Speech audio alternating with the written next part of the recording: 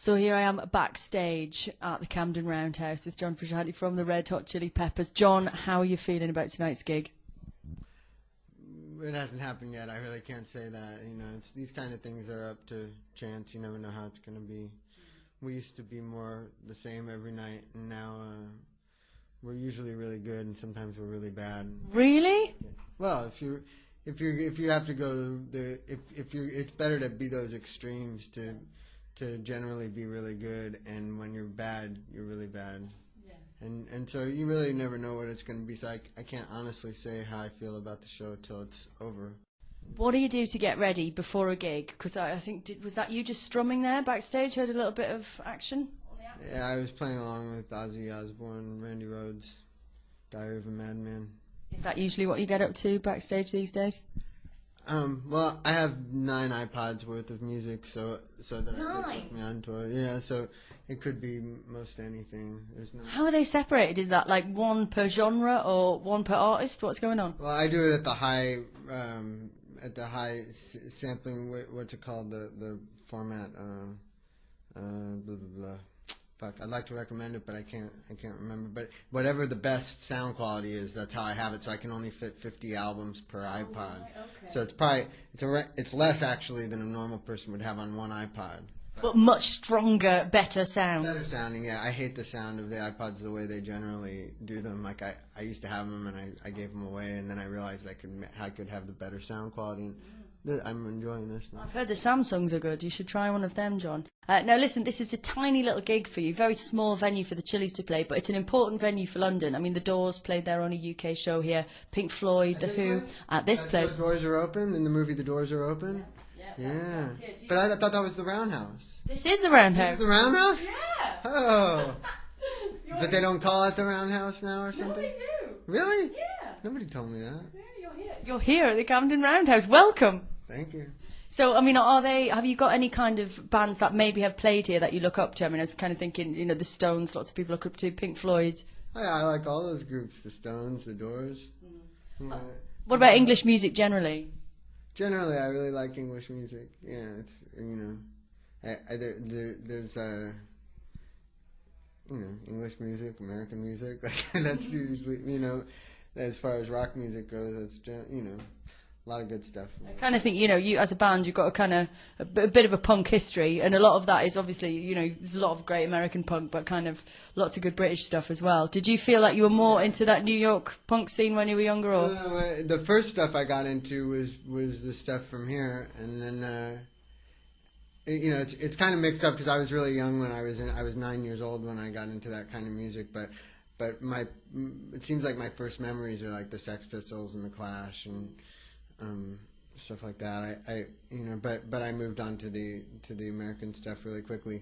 You know, I love the Damned a lot, and there's, you know, good like later punk that came from here too, the Discharge and stuff like that. But yeah, you know, I like all, like when I think, like, did the Yardbirds play here? It seems like I wouldn't be surprised. Yeah, I would have thought so. Like, so I'm a big fan of the Yardbirds, and but you know, I love the Doors. I love Jim Morrison. I used to watch that movie Doors Are Open when I was a kid. So he goes out into the audience and stuff. So this is fun now. Yeah, so you're going to be going on to that stage. I mean, do you get the chance to play small gigs much? It's smaller in the movie.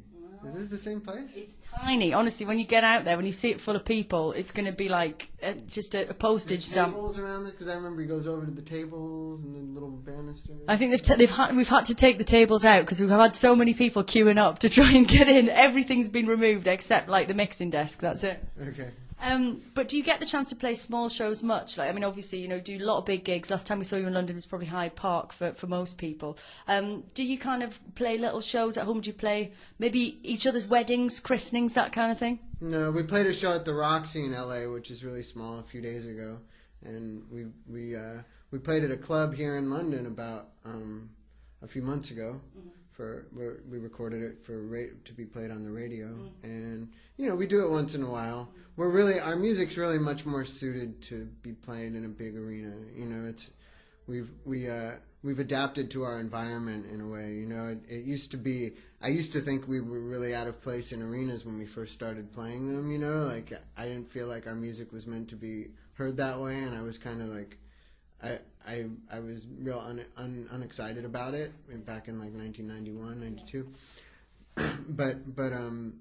But now it seems like the music we make is so suited for playing in front of like 15,000 people, 20,000 people or more.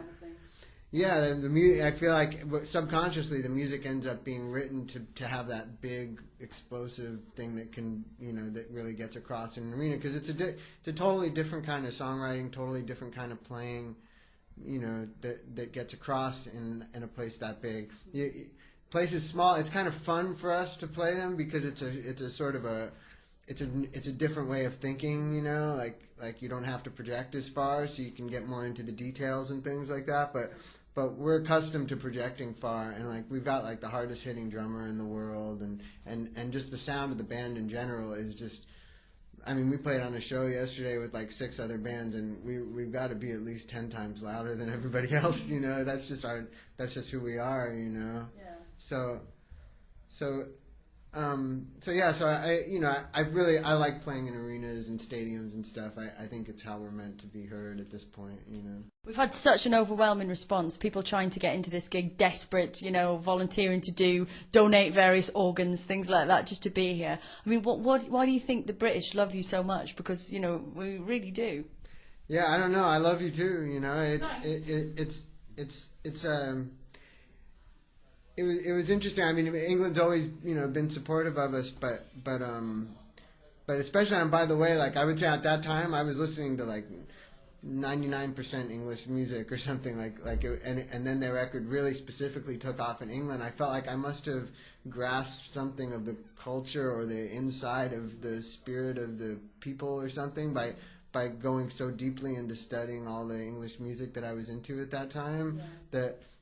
That seemed that's the only thing I can figure as any kind of a factor at all that I myself just really absorbed a lot of the spirit of English music, and I think it became a big part of what we do, even though on our new record it's probably more balanced, that because I started getting into like other American forms of music that I wasn't listening to a few years ago, but it's just one of those things that really can't be explained. Why didn't America like Jimi Hendrix and then England did?